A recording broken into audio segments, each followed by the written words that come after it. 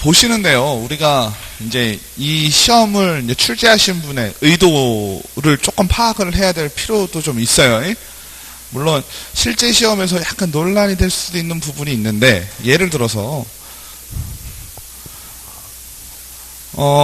이만큼을 얘기를 조문에 이렇게 돼 있잖아요. 그죠? A와 B는 뭐뭐뭐 할 수 있다. 그죠? 이렇게 나와 있는데, 예문에 A는 뭐뭐뭐 할 수 있다. 그럼 이게 틀린 조문이에요? 맞는 조문이에요? A와 B는 뭐뭐뭐 할 수 있다인데, A는 뭐뭐뭐 할 수 있다. 예문에. 그러면 이게 맞는 예문이에요? 틀린 예문이에요? 그죠? 이거 문제에 따라 조금씩 달라질 겁니다. 그죠?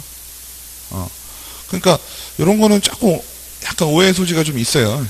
그죠? 조금 그런 문제들이 좀 보이더라고요.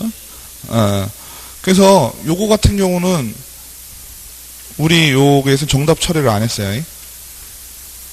정답 처리를 안 하고 A, B를 다 써야지 정답. 그러니까 좀 정확하게 하실 필요가 있다라는 의도가 좀 깔린 걸로 보이는데, 우리가 실제 시험에서 한다 그러면 약간 논란의 여지가 있을 수 있습니다. 왜냐하면 A와 B는 뭐뭐 할 수 있는데 A는 뭐뭐 할 수 있다는 말 자체가 틀린 말은 아니거든요. 그러니까 그런 부분은 약간 염두를 해놓으시고, 그런 부분도 살짝 있을 수 있다. 좀 푸시면서 약간 그런 거 느끼시지 않으셨어요? 그죠? 그런 부분이 한 개는 아니에요. 몇 개가 조금 있어요. 그래서 우리가 지금은 이제 시험을 위해서 트레이닝을 하는 중이잖아요. 그죠? 그러니까 조금 더 정확히 알자라는 의도 같아요. 제가 볼 때는. 근데 실제 시험에서는 이렇게 나오면 약간 애매할 수 있다라는 거 알고 넘어가실게요. 그래서 1번을 보시면 어쨌든 이제는 느낌이 다르시죠? 단원별 문제를 풀 때하고. 그죠? 이제 전반적으로 볼 때는 느낌은 어떤 식으로 보시면 되냐면, 우리가 지금까지는 영화를 천천히 보셨어요. 그죠?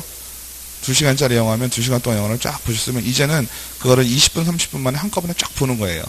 그러니까 머릿속에서도요, 문제를 푸실 때 어떤 느낌이 나야 되냐면, 문제가 딱 주어지면, 예를 들어서 1번 문제가 공인중개사 법령이잖아요.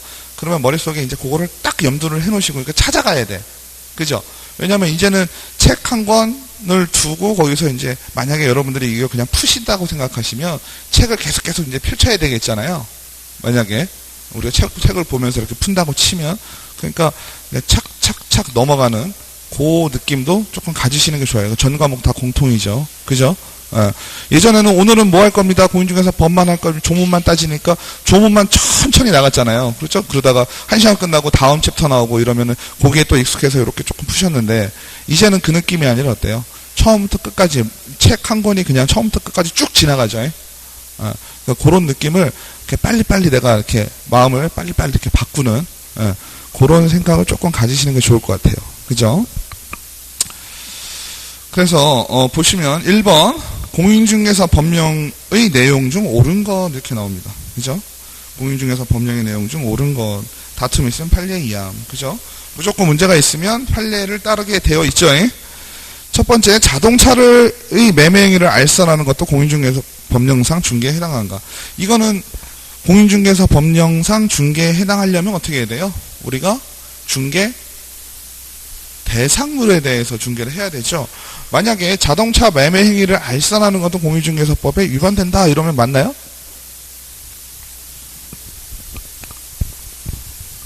이건 논란의 소지가 있죠. 그렇게 나오면 절대 문제가 안 되죠. 그죠? 법인하고 개인하고 얘기가 달라지죠. 그죠? 법인의 경우에는 14조에 나와 있는 겸업 규정에 없죠. 그러니까 하면 안 되는 거죠. 근데 개인의 경우는 어때요? 특별하게 문제가 없죠. 법령에 나와 있지 않고 겸업에 제한이 없으니까 해도 되는데, 또 중개 보수에 대한 요율 적용받지 또 않겠죠. 그러니까 그렇게 나오면 또 이제 생각할 게 좀 많아지죠. 근데 지금은 자동차 매매 행위를 알선하는 것도 공인중개 법령상 중개에 해당된다라고 하면 중개법상 자동차 매매 행위 자체는 없죠. 그리고 2번 주택 분양을 대행하는 것도 중개업에 해당된다. 이거 조금 애매할 수 있죠. 3번 금전소비대차계약에 개업공인중개사에 중개할 수 있는 행위에 해당된다. 이건 아니죠. 금전소비대차의 부수한 저당권의 설정에 개입할 수는 있죠. 5번 법인이 아닌 개업공인중개사의 소속공인중개사는 실무교육 수료 의무가 없다. 이거 5번은 예문이 좀 쉽죠. 4번 중개보조원은 소속공인중개사가 될 수 없고 소속공인중개사는 개업공인중개사가 될 수 없다. 맞나요? 이것도 좀 애매하죠. 그죠? 이게 말 자체가 조금 애매하죠. 조금 애매할 수 있는데 우선 2번, 4번 정도가 좀 헷갈릴 수 있을 거예요. 여러분들이 보실 때. 그죠? 아닌가요? 주택의 분양을 대행하는 거 자체는 문제가 되나요? 안 되나요? 주택의 분양을 대행하는 게 안 돼요? 그죠? 전혀 문제 없죠? 해도 상관없어요. 그죠? 근데 중요한 건 주택의 분양을 대행하는 게 중개업이에요? 중개업은 아니란 얘기지. 그죠? 그러니까 우리가 문장을 읽었을 때 반가운 아이가 있고, 그죠? 내가 알면 반갑고, 그죠? 이거 기야 아니다 딱 나오면 되게 반갑잖아요. 그죠? 근데 중요한 건 얘 같은 경우는 어때요? 뒤에 말을 좀 조심해야 될 상황이 되는 거죠. 중개업에 해당이 된다라는 말은 틀렸죠. 주택의 분양을 대행하는 것도 가능하다. 이거는 좋아요. 왜냐하면 법인이든 개인이든 다 가능하잖아요. 그죠? 맞잖아요. 상가, 주택은 다 가능하잖아요. 그럼 4번 같은 경우는 어떻게 이해를 하셔야 될까요? 중개보조원은 소속공인중개사가 될 수 없고 소속공인중개사는 개업공인중개사가 될 수 없다. 지금은 현재 상황에서 그죠? 소속공인중개사 일을 못하고 그죠?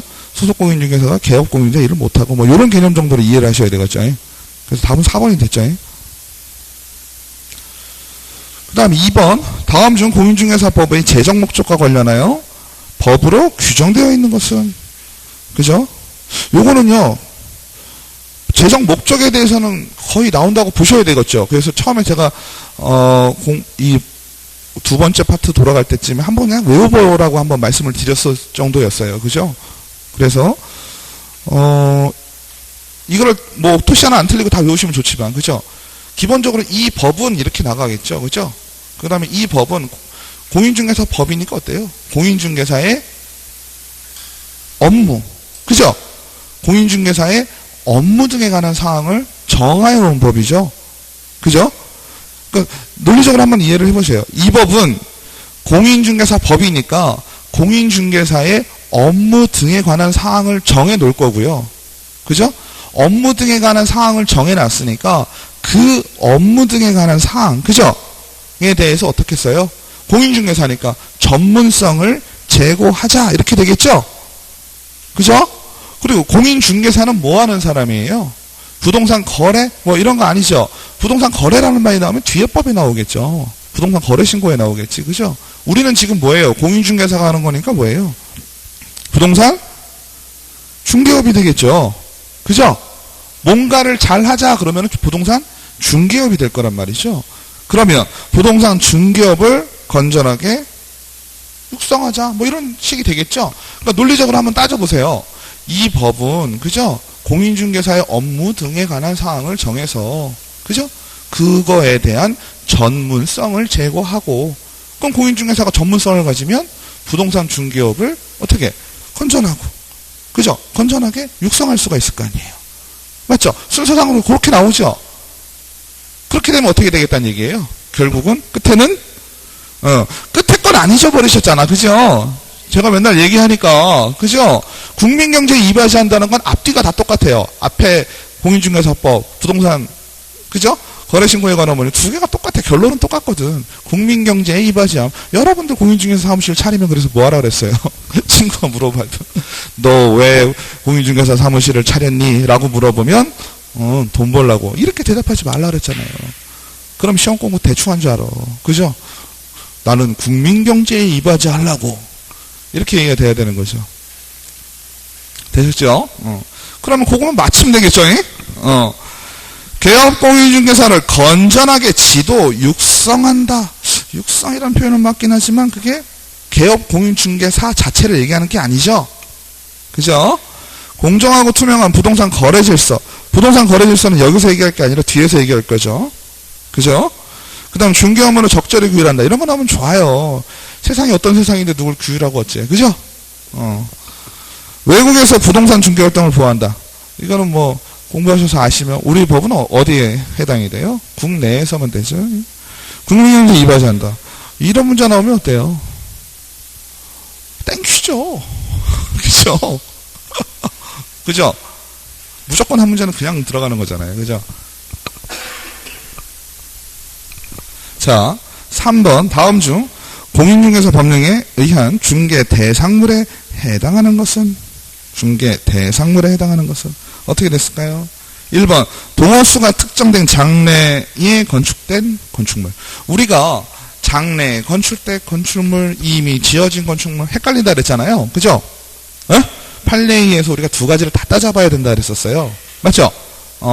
아직 동호수가 특정이 되지 않았지만 이미 지어진 건물이 있다. 중개대상물이 되나요? 됩니다. 그죠? 그건 왜 그럴까요? 이미 지어졌으니까 특정이 됐다라고 보는 거죠. 그러니까 우리가 여기서 중요한 키워드는 뭐가 돼요? 특정이 됩니다. 미래에 지어질 것이지만 아직 지어지지 않았지만, 그죠? 미래에 내가 어디를 들어갈 거야. 특정이 됐죠? 이럴 경우에는 중개대상물이 된다 했어요. 맞죠? 그 다음에 저작권 우리랑 관계 있나요? 관계 없죠? 대토권도 뭐예요? 나중에 다시 받을 권리죠. 토지를 정해져 있지가 않죠. 분묘기지권이 설정되어 있는 토지, 이런 거 속으시면 안 되죠. 끝에 것만 보세요. 토지예요. 그죠? 토지니까 기본적으로 되죠. 되는데 분묘기지권이 설정되어 있다. 그러면 분묘기지권이 설정되어 있으면 그거 그냥 그대로 가면 되는 거죠. 그대로 인수하면 되는 거죠. 그 다음에 공유수면관리법상 바닷가는 안 되죠. 그 다음에 가압류된 토지 거래가 안 될까요? 되죠. 그러니까 기억, 리을, 비읍. 3번까지는 그냥 풀만 하시죠. 어려운 거 없죠. 4번 공인중개사 자격시험과 공인중개사 정책심의위원회에 관한 설명 중 틀린 것은? 시험은 몇 번 시행하게 돼 있나요? 1회 이상 하자 그랬죠? 그죠? 1회 이상이니까 2회 실시할 수 있다라는 말이 나오면 틀린 말인가요? 아닙니다. 그죠? 우리 15회 때 이미 겪었죠? 15-1, 16회 같은 해 시험 봤어요.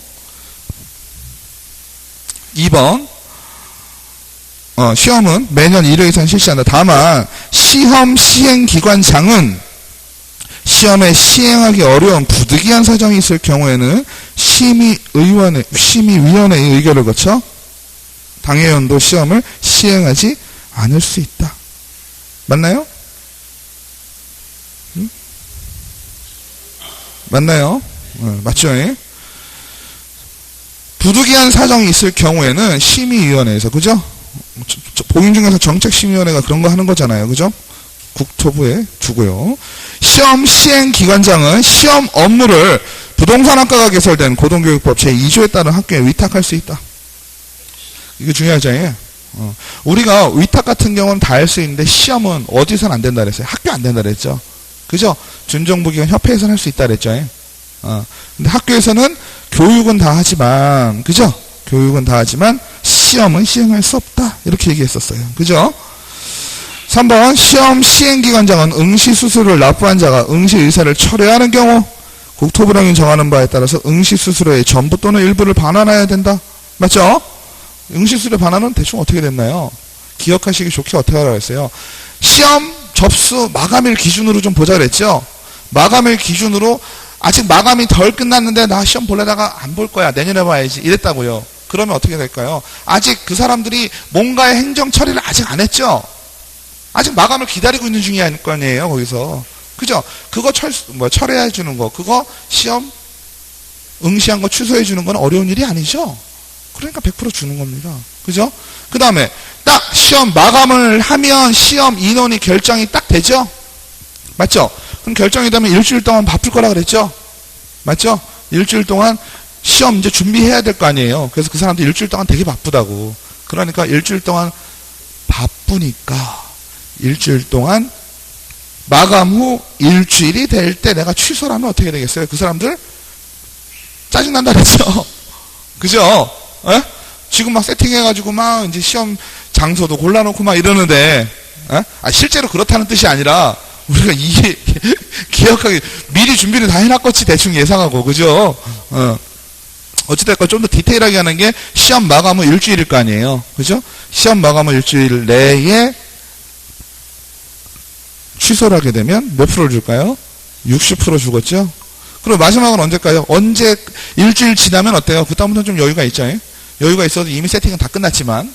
그죠? 근데 시험 보기 10일 전. 시험 보기 10일 전. 그죠? 시험 보기 10일 전. 예를 들어 시험 보기 5일 시험 5일 남았는데 나 취소할게요. 그러면 그 사람들 화 나요, 안 나요? 화나죠. 다 세팅하는데 이제 와서 취소한다고? 주겠어요, 안 주겠어요? 안 주자니. 언제까지? 시험 보기 10일 전까지. 몇 프로? 50%. 그죠? 60 아니면 50이에요. 혹시나 숫자가 나온다면요, 기억하실 건 두 가지밖에 없죠? 60 아니면 50이에요. 그죠? 일주일, 열흘. 이렇게 기억하시면 되겠죠? 심의위원회 위원이 해당 안건의 당사자와 친족이거나 친족이었던 경우, 그죠? 이건 뭐예요? 와이프, 엑스와이프. 그죠? 처남, 엑스와이프, 처남. 뭐 이런 거라 그랬잖아요. 맞죠? 심의위원회 심의 의결에서 제척된다. 제척, 기피, 회피. 이런 거 있었죠? 당사자에 따라 달라진다 그랬어요. 말은. 심의위원회에서 심의한 사항 중 공인중개사의 시험 등 공인중개사의 자격 취득에 관한 사항의 경우 시도지사는 이에 따라야 된다. 이런 게 있었어요. 그죠? 정책심의위원회에서 뭔가를 결정해 놨으면, 그죠? 이거는 지금 어디예요? 정책심의위원회는 국토부죠. 그죠? 맞죠? 국토부에서 정해놓으면 시도지사는 시험에 관한 사항은 좀 따라줘라 라고 했었어요. 기억나시죠? 그래서 학교에 위탁할 수 있다라는 말이 틀렸죠. 다른 내용에 비해서 2번 예문이 조금 쉬웠어요. 그죠? 5번 법인인 개업공인중개사의 분사무소에 대한 설명 등 가장 옳지 않은 것은 분사무소의 설치 신고는 주된 사무소 소재지 관할 등록관청에 하여야 한다. 맞나요? 신고는 행정적인 처리는 다 어디서 한다 그랬어요? 주된 사무소에서 한다 그랬죠? 주된 사무소의 소재지를 제외한 시, 군, 구별로 설치하되 시, 군, 구별로 한 개소를 초과할 수 없다. 그죠? 항상 분사무소 얘기 나올 때 어디다 설치할 수 있다 나올 때는 뭐 이제는 그런 거에 함정에 빠지시진 않겠지만, 그죠? 주된 사무소를 제외한, 이게 꼭 들어가야 되겠죠? 그죠? 4번 분사무소의 책임자는 분사무소 설치 신고 전 1년 이내에 실무교육을 받아야 된다. 이거는 뭐 분사무소의 책임자가 기억이 안 나더라도 우리 기본 시스템이 그렇죠? 그죠? 소속 공인중개사, 개업 공인중개사 어때요? 다 1년 이내에 내가 하고자 하는, 그죠? 1년 이내에 실무교육을 받아야 하죠. 다른 법률의 규정에 따라 중개업을 할 수 있는 법인의 분사무소 경우에는 공인중개사를 책임자로 두지 않아도 된다. 다른 법률의 특수법인이죠? 농협은 어때요? 무대포잖아요, 애들. 농협에 공인중개사가 있겠어요? 있을 수도 있겠지만, 그죠? 뭐 분사무소의 책임자 이런 개념은 아니잖아요. 그죠? 분사무소는 반드시 건축물 대장에 기재된 건축물이어야 하며 사용 승인을 받았지만 아직 건축물 대장에 기재가 안 된 건축물은 분사무소가 될 수 없다. 이것도요, 법인이라고 어렵게 생각하지 마시고요. 시스템 똑같겠죠. 그죠? 우리가 장래에 그러니까 아직 건축물 대장에 기재가 안 됐다는 거 우리가 불법 건축물로 보잖아요. 미등기 불법 건축물 다 안 된다고 했죠. 가설 건축물 안 된다고 했잖아요. 기본적으로는. 그죠? 하지만 지금 다 지어졌는데 아직 그죠? 허간 행정적인 처리가 아직 안 돼서 대장에 기재 안 된 거. 이런 거는 가능하다고 했었죠. 그죠? 아닌가요? 6번 중개업의 휴업 등의 신고에 관한 설명 중 틀린 거. 휴업하면 딱 떠올라야 되는 말이 뭘까요? 휴업의 기간은요, 이제는 다 아시니까 딱 하나만 떠올리면 돼요. 3월에서 6월, 요거만 딱 생각하시면 되죠. 휴업은. 그죠? 휴업은 3월에서 6월이에요. 3월 미만 안 해도 되고, 그죠? 6개월 넘으면 휴업은 안 되고, 그죠? 6개월 넘으면 어때요? 어디 가는 거 있었죠? 어디 가는 거였어요? 군대, 학교, 병원. 그죠? 기타 이에 준하는 상황. 그죠? 이런 것들이 있는 경우에만 6개월 이상의, 그걸 우리가 부득이한 경우 이렇게 표현했잖아요. 그죠? 그때만 되고 기본적으로는 3월에서 6월. 그죠? 그래서 틀린 것은 했어요. 법인인 2번, 법인인 개업공인중개사의 분사무소는 주된 사무소와 별도로 휴업할 수 있다. 맞나요? 별도로 휴업 가능하죠. 분사무소. 휴업기간 중에 업무보증 효력이 만료된 경우 휴업기간 만료된 전까지만 업무보증을 다시 설정해주면 좋겠다. 이게 무슨 얘기일까요? 제가요 1월 1일부터 12월 31일까지 업무보증을 들어놨잖아요. 12월 1일부터 그 다음에 4월 1일까지 휴업을 해요. 그죠? 그럼 우리가 상식적으로 생각하면 우리 자동차 보험 같은 경우는 어때요? 그죠? 끝나는 시간 무조건 운전 안 해도, 그죠? 제가 외국 나가도 운전 안 해도 무조건 들어야 되잖아요. 책임보험 원 같은 경우는 무조건 들어야 돼요. 대인 배상일이죠. 그거는 무조건 들어야 되거든요. 법적으로. 그죠? 보험이 끊기면 안 되잖아요. 근데 우리는 어때요? 우리가 드는 보험은 나를 위한 것이 아니라 누굴 위한 거예요? 거래 당사자를 위한 거죠. 근데 내가 휴업기간 중에는 거래 당사자가 나오고 이해관계가 생길 일이 있어요, 없어요? 아예 없죠. 아예 없으니까 그 시간 동안 내가 거래 당사자를 만나지 않은 시간 동안에는 보험을 들지 않아도 되겠죠, 현실적으로. 이해되시죠? 그러니까 휴업기간이 4월 1일 날 끝난다라고 하면 4월 1일부터 거 다시 들으면 되겠죠? 맞죠? 1월 1일부터 다시 들은 것이 아니라. 그 다음에 휴업기간 중이라도 중개업 재개신고를 하고 중개업무를 재개할 수 있다. 이거 상관없죠?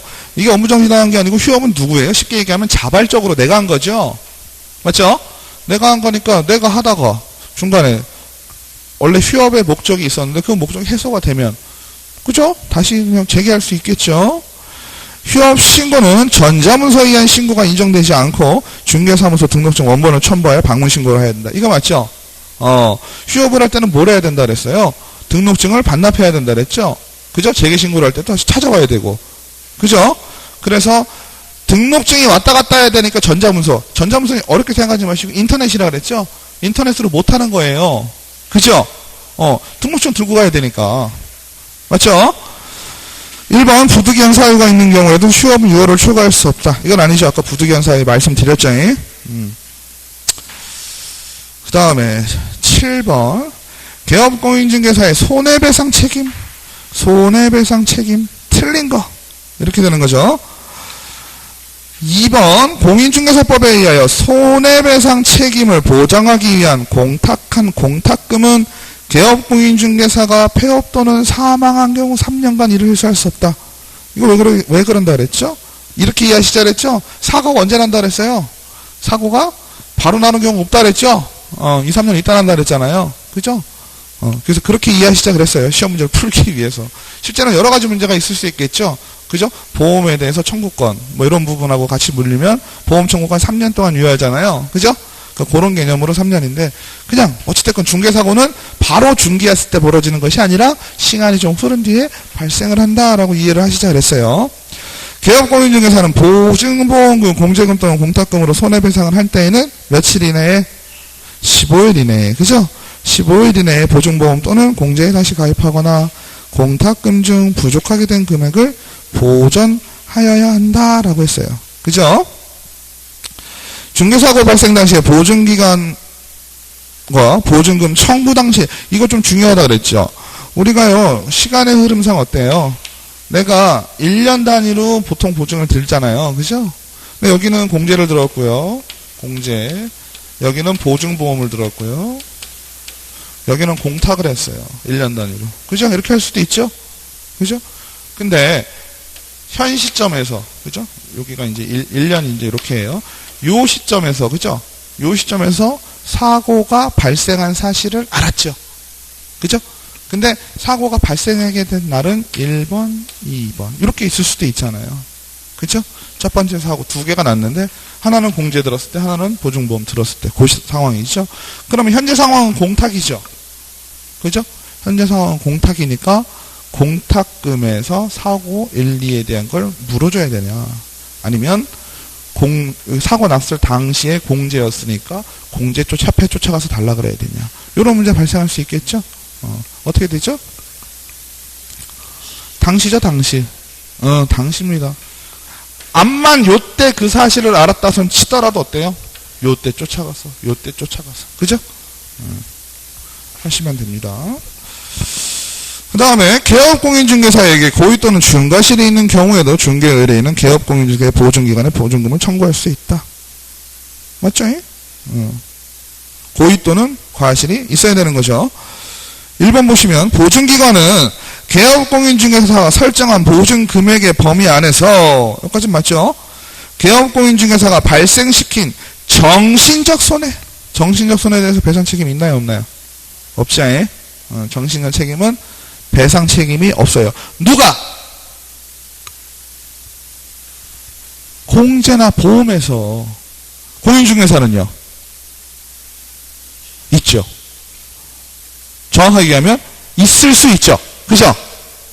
정신적 피해가 있다는 사실이 둘 사이에, 그죠? 소송을 하겠죠? 위자료 청구 소송 이딴 거 하겠죠? 해가지고 인정이 되면 물어줘야죠. 그죠?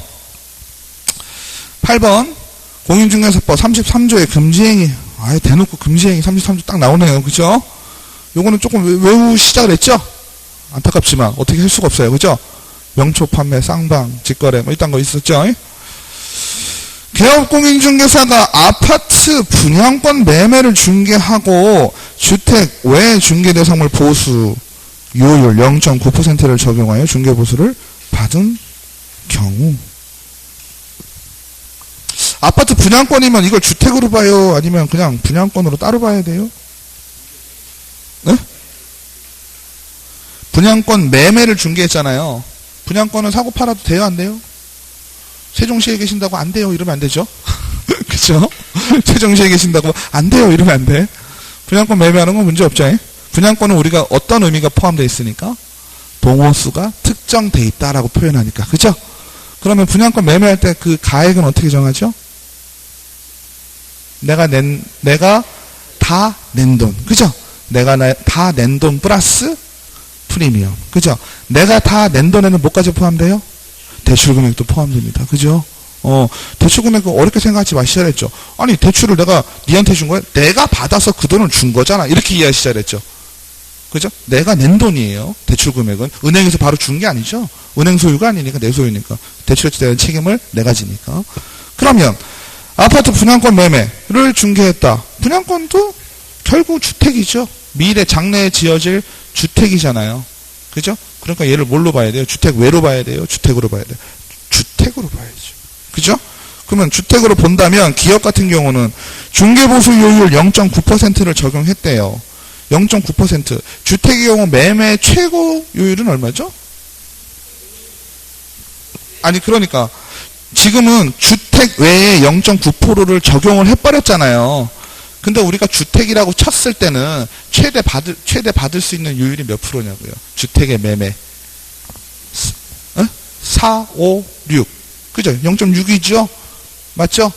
주택일 경우에는 0.6 이상을 받을 수가 없죠?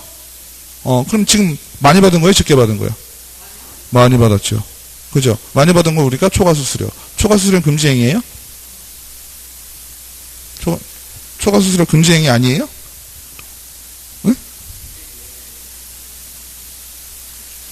아니 그러니까 지금은 분양권 매매를 했잖아요. 그럼 주택에를 적용하면 돼요? 안 돼요? 안 되지. 주택을 적용을 해야지. 다시 정리를 하세요. 지금은요. 문맥상은요. 맞아요. 근데 내용이 틀린 거예요. 문맥상으로 따졌을 때는 아파트 분양권 매매를 중개를 하고 주택 외라 그랬잖아요. 요게 틀린 말이야. 뒤에 0.9%가 틀린 말이 아니라 0.9%는 우리가 중개 보수는 무조건 기본이 0.9%죠. 0.9% 이내에서 받을 수가 있잖아요. 그러니까 주택 외로 했다면 우리 토지 같은 경우는 0.9% 다 받잖아요. 문제가 없다고. 근데 지금은 문제가 뭐냐면 분양권 매매를 하고 있는데 주택 외를 왜 적용을 시키냐는 얘기지. 주택을 적용시켜야지. 그죠? 그럼 주택을 적용시킬 경우 왜 제가 0.6% 얘기를 했냐면 금액에 따라 달라지니까. 그죠? 그러니까 다시 말씀드리면 주택에 대한 내용을 적용을 하면 0.9%를 받을 수 있는 부분이 없다란 얘기지. 그죠? 그러니까 결국은 뭐예요? 0.6%를 받아야 되는데 0.9%.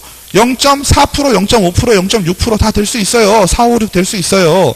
4, 5, 6 될 수 있지만 6% 이내로 받아야 되는데 9%를 받아버렸으니까 어때요? 이거는 초과해서 중개 보수를 받은 상황이 됐다는 얘기지. 맞죠?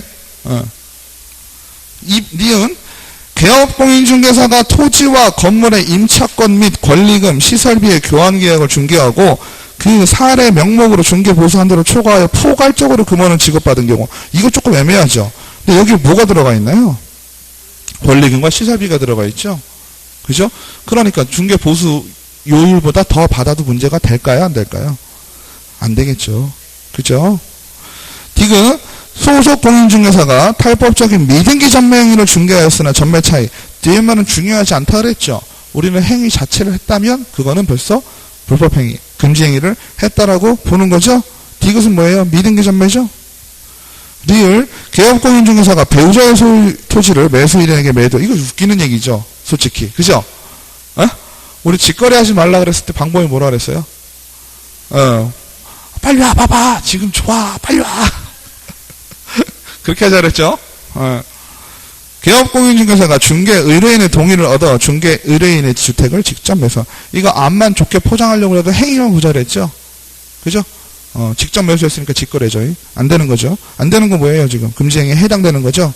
기역도 해당이 되고 디귿도 해당이 되죠. 그 다음에 미음도 해당이 되고. 그래서 몇 개예요? 3개네요. 그죠? 공인중개사 법령상 공인중개사 협회에 관한 내용 중 틀린 것은, 잘못된 것은, 어찌됐건 여러분들 지금 요거 받으셨죠? 수정 내용. 그거 문제에 보면 되게 오해가 안 생길만 하게, 그죠? 조금 더 아름답게 내용을 바꾸셨는데, 그닥 크게 중요한 건 없어요. 그죠? 읽어보셨죠? 크게 뭐 이렇게, 문제의 답이 바뀌거나 이럴 정도까지는 아닌 것 같아요. 좀 더 의미를 조금 명확하게 해준, 그러니까 조금, 시험 문제 내신 분이 이제 욕심을 조금 더 낸 거죠. 아름답게. 공인중개사 법령상 공인중개사 협회에 관한 내용 중 잘못된 거, 틀린 거. 협회는 민법상 사단법인으로 중개업을 할 수 없다. 맞나요? 맞죠. 협회는 정관이 정하는 바에 따라서 지부 또는 지회를 설치할 수 있고, 지부는 시도지사에게, 지회는 등록관청에게. 그죠? 지부를 시도지사, 지회를 등록관청이라고 틀리면 안 되죠? 등록관청이 결국 시군구니까. 그죠? 공제사업에 있어서 책임준비금의 적립 비율은 공제료 수입액의 얼마? 100분의 10, 10%. 그죠? 책임준비율은 어떻게 돼요? 100%. 그죠? 10%를 마련해 놓고 지급할 때는 그 10%에 대해서 다 갖고 있으라는 얘기예요. 이상으로 갖고 있으라는 얘기죠. 그 다음에 협회와 거래정보사업자는 어떻게 돼요? 무조건 국토부라 그랬죠? 위치가 정확하지 않아. 얘네들이 어디에 숨어 있는지. 맞죠? 얘네들이 어디에 있는지 정확하지 않기 때문에 등록관청 시도 이거 아니죠. 국토부라고 했습니다. 금융위원회 설치 등에 관한 법률 이런 거 나오면 되게 맞는 얘기 같잖아요. 그죠? 근데 자꾸 헷갈릴 수 있는 게 금융감독원 얘기가 나오잖아요. 금융감독원은 어쩔 때만 할 수 있을까요? 금융감독원이 출연할 수 있는 분위기는 언제예요? 뭐가 있을 때? 국토부 장관이 요청했을 때만요. 단독으로 금융감독원이 나서가지고 뭔가를 할 수 있는 일은 없다, 법에서. 그죠? 국토부 장관이 얘기했을 때, 야, 좀 도와줘봐. 이럴 경우에만 가능하다는 얘기죠. 10번. 공인중개사 법령상 거래계약서에 관한 설명으로 틀린 것. 소속 공인중개사가 거래계약서를 작성하지 않았다고 하여 공인중개사법 위반은 되는 것이 아니다. 거래계약서나 중개대상물 확인설명서 소속 공인중개사 작성 의무가 있어요, 없어요? 없죠. 그죠? 작성의 의무는 없어요. 소속 공인중개사는 작성은 안 해도 돼. 다만 뭐 해야 돼요? 설명은 해야 되고요. 그죠? 설명은 자기가 맡은 거에 대해서 설명을 해야 되고 또 뭐 해야 돼요? 자기가 맡은 거에 대해서 계약서와 중개대상물 확인설명서가 작성이 됐을 경우 서명 및 날인을 하여야 한다. 그죠? 현재 공인중개사 법령상 매매계약서와 임대차 계약서는 표준 서식이 존재하지 않는다. 맞죠? 개업공인중개사가 거래계약서에 거래금액 등을 거짓으로 기재한 경우 중개사무소 개설 등록이 취소될 수 있다. 맞나요? 거짓으로 계약서를 작성했다. 둘 이상의 계약서를 작성을 했다. 이렇게 되면 상대적 등록 취소 사유죠. 조심하자 그랬죠. 근데 재밌는 건 뭐였어요? 상대적 등록 취소 사유이기는 하지만 둘 이상의 계약서는 다운계약서, 업계약서잖아요. 쉽게 얘기하면. 그죠? 원계약서가 있고 다운계약서, 업계약서를 쓴 거예요. 근데 물론 부동산 전반적인, 부동산 중개업의 전반적인 부분으로 본다면은 좀 부동산 중개업에 안 좋은 영향이죠. 그죠? 안 좋은 영향이고 부동산 투기를 조장할 수 있고 아주 좀 거시적으로 본다면 그렇지만 실질적으로 현실에서는 지금 거래 당사자에게 피해가 가거나 이런 상황이 있는 거는 아니죠. 그죠? 아니면 다른 사람에게 지금 피해를 주거나 이런 상황은 아니다라는 표현을 했었어요. 그죠? 그렇기 때문에 얘 같은 경우는 뭐가 없다 그랬어요? 행정 형벌이 없다 그랬어요. 왠지 상대적 등록 취소하면 1년에 1천만 원이 쫓아올 것 같은 분위기잖아요. 그죠? 근데 얘 같은 경우는 없다. 즉 그거를 1년에 1천만 원을 따질 때 어때요? 다른 사람에게 피해를 줄 수 있는가 여부를 따져보시면 조금 맞아 들어가요. 그래서 계약서 같은 경우는 자주 나오죠. 이 문제가. 그래서 계약서는 행정 형벌은 없다. 법인인 기업 공인중개사의 분사무소에서 분사무소 사용 인장을 별도로 등록한 경우 거래계약서에 법인의 인장이 아니라 분사무소 등록 인장을 사용해야 된다. 맞죠? 개업공인중개사는 중개 의뢰를 받은 때에는 거래계약서를 작성하여 거래 당사자에게 교부해야 되며 누가? 개업공인중개사. 그죠? 사장님 사본을 3년간 보존해야 된다. 3년 아니고 5년이죠. 11번 공인중개사 법상 등록의 결격사유에 해당하는 자로만 묶인 거. 그죠? 등록의 결격사유. 혼인을 한 미성년자가 임원으로 있는 법인인 개업공인중개사. 민법에서는 모르지만 중개법에서는 혼인, 성년의제, 혼인에 의한 성년의제 인정된다, 인정되지 않는다? 인정되지 않는다. 그죠? 어떻게 하라는 얘기예요? 나이 더 먹고 와라. 선고유예를 받고 유예기간 중에 있는 자, 선고유예는 법이 집행이 된 건가요? 안 된 건가요? 선고유예는 누가 하는 거죠? 판사. 그죠? 선고하는 거니까. 판사의 선고예요. 선고는 두 명이 합니다. 그죠? 검사는 구형이라는 표현을 쓰죠. 그죠? 선고란 말은 정확하게 판사가 딱 내리는 거죠. 근데 선고 유예를 했다는 얘기는 지금 죄는 있는 것 같지만 니한테 지금 내가 벌을 주는 건 맞는 것 같지 않아 라고 하는 거죠. 실제로 형이 지금 되고 있는 중이에요? 안 되고 있는 중이에요? 아직 안 되고 있는 중이죠. 그러니까 우리가 결격을 얘기할 때는 기본적으로 어땠어요? 다 뭔가를 받았죠? 금고 이상의 실형을 받거나, 그죠? 이 법에 의해 300만 원 이상의 벌금에 처해지거나 징역형을 받거나, 그죠? 징역형 받으면 자격증 날아가는 거지만. 그 다음에 폐업 전에 위반 행위로 등록 취소 처분을 받고 2년이 경과한 자. 이게요, 뜻을 잘 이해하셔야 돼요. 지금요, 폐업 전에 위반 행위로 라고 했어요. 그죠?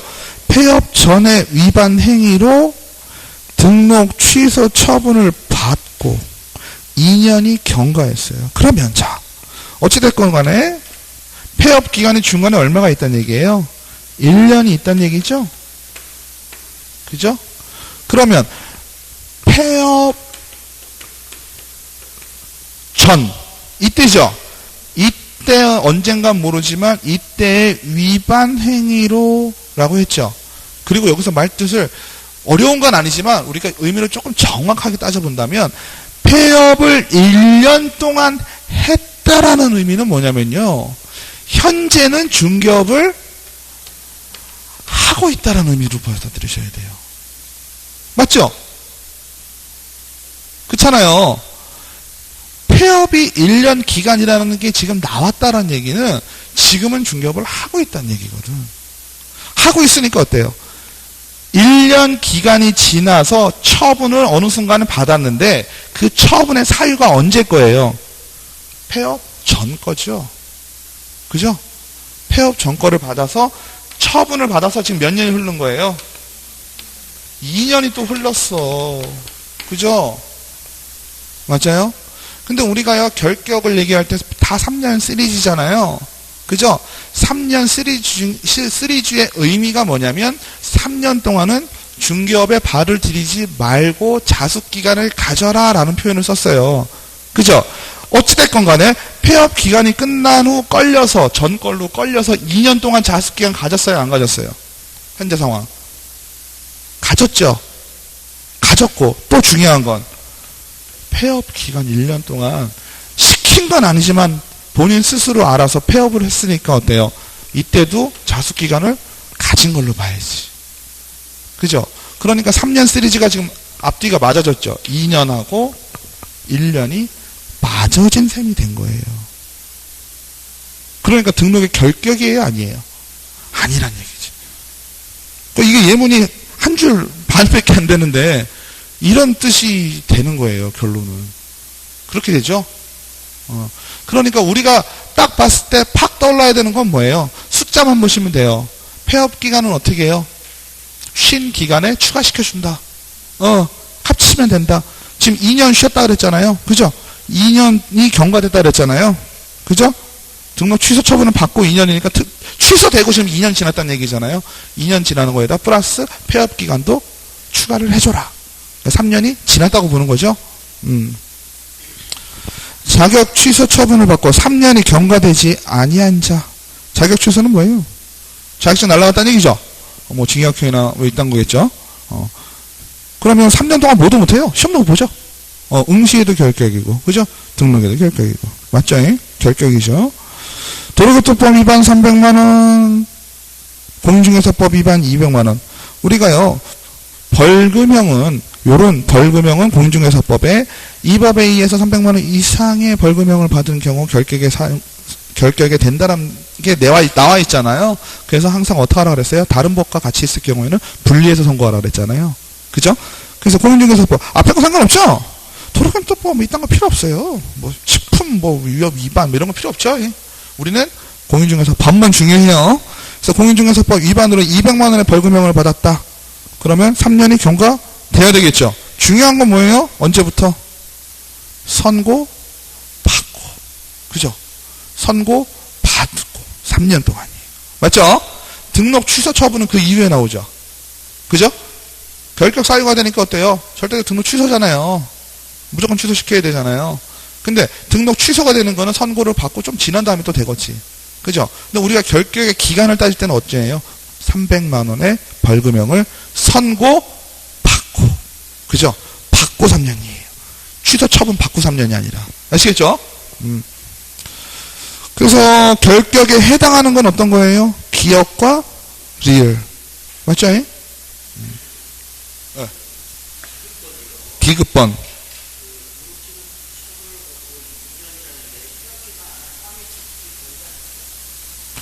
그러니까요. 이거를 제가 아까 해석을 잘하자고 이렇게 그림을 그린 게 뭐냐면요. 폐업 전에 위반 행위라고 했잖아요. 이미 폐업 전에 위반 행위란 얘기는 폐업 기간이 끝나고 중개업을 영위하고 있다라는 의미로 보셔야 돼요. 왜냐하면 폐업 전에 위반 행위로 등록 취소 처분을 받았잖아요. 그러면 현재 상황은 어떠냐면 등록이 있어야 취소 처분을 내리겠죠. 등록 취소 처분을 지금 누군가에게 하려면 그 사람이 등록이 있어야 돼요? 없어야 돼요? 있어야 되죠. 그러면 지금 당사자 A라는 사람은 등록이 살아있다는 얘기예요? 죽었다는 얘기예요? 살아있다는 얘기거든요. 그럼 등록이 살아있는데 폐업을 운운하는 건 뭐예요? 다시 폐업 기간을 끝내놓고 등록을 다시 살렸다는 의미로 보셔야 되는 거예요. 그죠? 그래서 이게 조금 생각할 게 생각보다 많은 문장이에요. 네.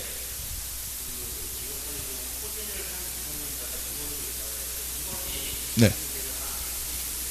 네. 네.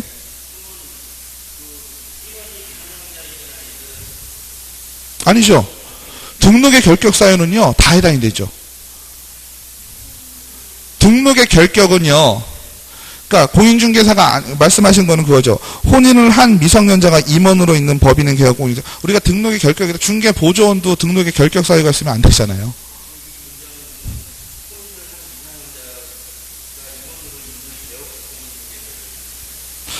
그 말씀하시면 그렇죠.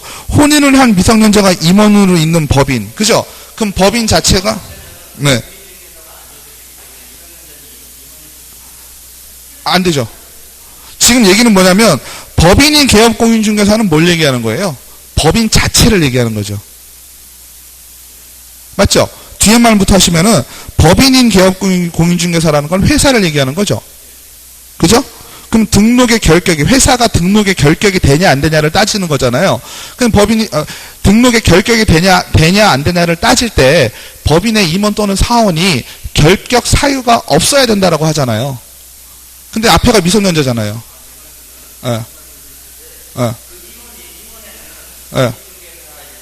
아닐 수도 있죠. 아니어도 등록에 결격이 있으면 안 되잖아요. 당연하죠. 등록의 결격이잖아요.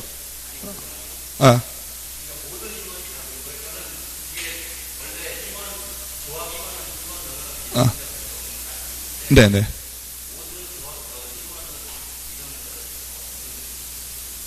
모든 임원이요?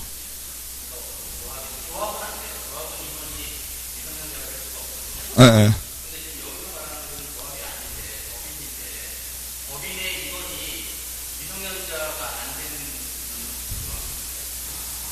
그거는 상법 등기 규칙에서 따지자는 게 아니고요. 지금 공인중개사 법만 따지고 있잖아요. 공인중개사 법상 문제가 되는 상황이 뭐냐면 개인이든 법인이든 똑같은 개업 공인중개사라고 부르잖아요. 지금 얘기하고 있는 건 쉽게 얘기하면 회사죠. 회사. 법인인 회사가 등록을 하려고 하는 거잖아요. 조건을 갖춰서 등록을 하려고 하는데 그 조건 중에 하나가 뭐냐면 그 법인에 있는 임원 또는 사원 있잖아요. 이 법인의 임원 또는 사원은 미성년자는 안 된다고 등록의 결격 사유에 나와 있잖아요. 자격증에 상관이 있는 게 아니라. 그죠? 예를 들어서 우리가 일반 법인 하는데 아들이 이사로 들어가 있다. 그죠? 그러면 일반 법인에서 아들이 이사로 들어가 있는데 아들이 미성년자다. 이런 경우면 얘기가 달라지는 거죠. 근데 우리 법에서는 미성년자는 무조건 임원 또는 사원으로 있으면 안 된다는 얘기죠. 등록의 결격이니까. 12번이요. 공인중개사 법령상 중개보수 등에 관한 설명으로 틀린 거. 그죠? 중개보수의 청구권은 중개계약 체결 시 발생. 이 중요한 말이죠. 중개보수의 청구권의 성립 자체는 언제예요? 우리가 팔아줘 응 할 때죠. 중개계약이 성립되었을 때. 중개계약이란 말 잘 이해하셔야 되죠? 거래계약이 아니잖아요. 그죠? 근데 이 생성된 중개보수 청구권을 언제 내가 행사를 하는 거예요? 거래계약이 체결이 됐을 때, 중개가 완성이 되었을 때죠. 그죠? 그래서 중개계약에서 유상임을 명시하지 않더라도 중개보수 청구권은 인정되죠. 거래계약이 거래 당사자의 사정으로 합의 해제되거나 누구의 사정이에요? 거래 당사자죠. 채무불이행 누구 얘기예요? 거래 당사자죠. 거래 당사자의 사유로 파기된 경우에는 개업공인중개사의 중개보수 청구권이 존재해요? 안 해요? 하죠.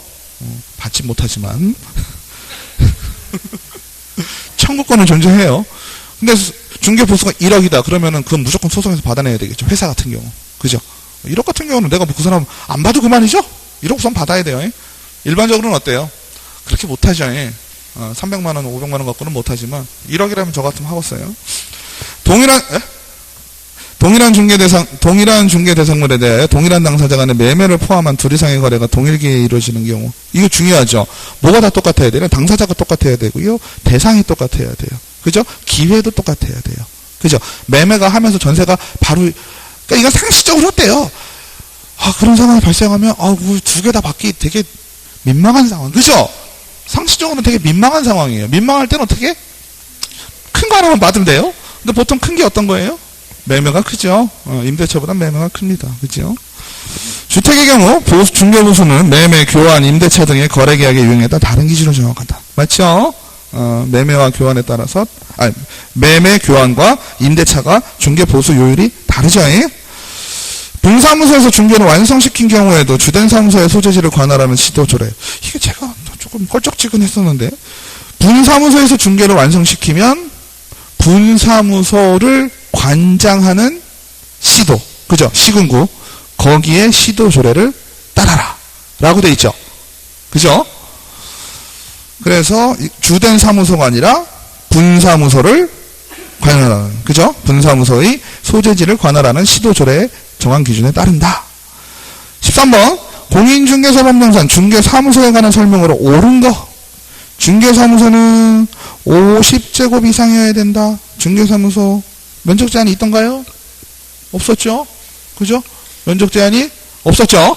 근데 뭐 건설에서 이런 것들은 가끔 면적 제한이 있거든요. 근데 우리는 면적 제한이 없기 때문에 어때요? 조만한 10평에 합동으로 3개, 4개 들어가도 문제 없죠? 가설건축물도 중개사무소가 될 수 있다. 가설건축물은 무조건 안 된다 그랬죠? 예. 다른 거는 되지만 가설은 무조건 안 된다. 그죠? 건축물 대장이 없는 것도 가능하지만 가설건축물 대장이 있는 거는 안 된다라고 우리가 이해를 했어요. 그 다음에 개업공인중개사는 중개 업무를 공동으로 수행하기 위해서 만자 나오면 조심하셔야 됐죠? 그죠? 만자 나오면 좀 부정적인 게 많아요. 시험 예문이 틀린 게 많죠. 다른 개업공인중개사와 중개사무소를 공동으로 사용할 수 있다. 중개사무소를 공동으로 사용하는 것은 맞지만 따로 국밥이죠. 굳이 같이 하려고 지금 같이 하는 게 아니야. 그죠? 비용 줄이려고 하는 것이 내가 너랑 일을 같이 하기 위함은 아니야. 이런 분위기죠. 맞죠? 그 다음에 뒤에 말은 맞죠? 업무정지 기간 중에 있는 개업공인중개사는 중개사무소의 공동사용이 제한된다. 이 말은 맞죠? 그죠? 업무정지를 당한 사람이건 내가 들어가려고 하는 데가 업무정지건 둘 다 합치면 어떻게 돼요? 표면상 외형적으로 보면은 사무소가 돌아가는 것처럼 보이잖아요. 그러니까 업무정지 받은 사람이 다 그렇게 공동으로 쓸라 하겠죠? 그래서 안 되고요. 법인인 개업공인중개사는 국토부령이 정하는 기준과 절차에 따라 등록관청에 신고하고 그 관할구역 안에 지역에 분사무소를 둘 수 있다. 그 관할 지역 안에는 안 되잖아요. 그렇죠? 우리 분사무소 하면 조심하자는 게 주된 사무소 외. 항상 이런 말이 나와야 돼요. 14번 중개계약에 관한 설명 중 옳은 것은 중개의뢰인의 전속중개를 의뢰한 경우 개업권은 이를 거절할 수 없다. 거절할 수 없어요? 거절할 수 없으면은 전속중개계약이 유리하다 그러면 다 전속중개계약을 할 것 같은데요. 그죠? 잘 모르겠고 2번 전속중개계약을 하는 경우 그죠? 중개의뢰인이 스스로 발견한 상대방 우리 전속중개는 어땠나요? 몇 가지가 있었는데요. 저 머릿속에 한번 생각을 해보세요. 스스로 발견한 상대방 우선 그거 빼고 전속중개 계약하니라고 제가 서로 소개를 시켜주겠죠. 그쵸? 제가 거래 당사자를 매수 의뢰인을 모시고 매도 의뢰인에게 갔어요. 근데 다 쏙 빼고 둘이 했어. 이런 경우 있을 수 있죠. 그죠? 그리고 전속중개 계약을 나랑 맺었는데 나 이외 사람이랑 했어. 이럴 경우에는 100%. 그죠? 중개보수 100%. 하지만 옆집 순이 엄마 스스로 발견한 당사자. 그죠? 스스로 발견한 당사자는 어떻게 하자 그랬어요? 50%의 범위 내에서 그죠? 실제적으로 들어간 비용 그죠? 그거 막 50% 내 범위 내에서 실제적으로 들어간 비용이니까 공인중개사는 손해가 있나요? 없나요? 손해가 있을 수도 있겠죠. 50%가 넘어간다면 그죠? 중개보수보다 넘어간다면. 하지만 우리가 일반적으로 봤을 때 그렇게 법률을 제정해놓은 거는 공인중개사도 그닥 손해는 아니다라고 생각을 한 거죠.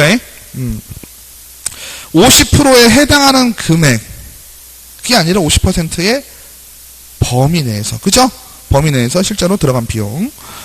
순가중개계약. 순가중개계약은 뭐예요? 1억만 받아줘 이거죠? 3억만 받아줘 이거죠? 불법이에요? 아닙니다. 그죠? 순가중개계약 자체는 불법이 아니지만 순가중개계약을 통해서 정해진 중개보수 요율보다 많이 받았다면 그죠? 그때는 초과 수수료 수수가 되겠죠. 초과보수 수수가 되겠습니다. 전속중개계약을 체결한 개업공인중개사는 1개월 이내에 거래계약을 체결시켜야 된다. 이러면 세상 모든 사람들이 다 전속중개계약을 체결하겠죠. 그죠? 4번 전속중개계약을 체결한 개업공인중개사는 중개 대상물의 공시지가를 공개해야 된다. 다만 임대차의 경우에는 공개하지 않아야 할 수 있다. 맞죠? 15번 공인중개사법령상 중개사무소 개설 등록에 관한 설명 중 틀린 거. 중개사무소 개설 등록에 관한 공인중개사법 관련 규정들은 공인중개사 자격이 없는 자가 중개사무소 개설 등록을 하지 아니한 채 부동산 중개업을 하면서 체결한 중개 보수 지급 약정의 효력을 제한하는 이른바 강행법. 되게 말이 복잡하잖아요. 그죠? 결론은 뭐예요? 이게 2번이. 이게 무슨 얘기예요?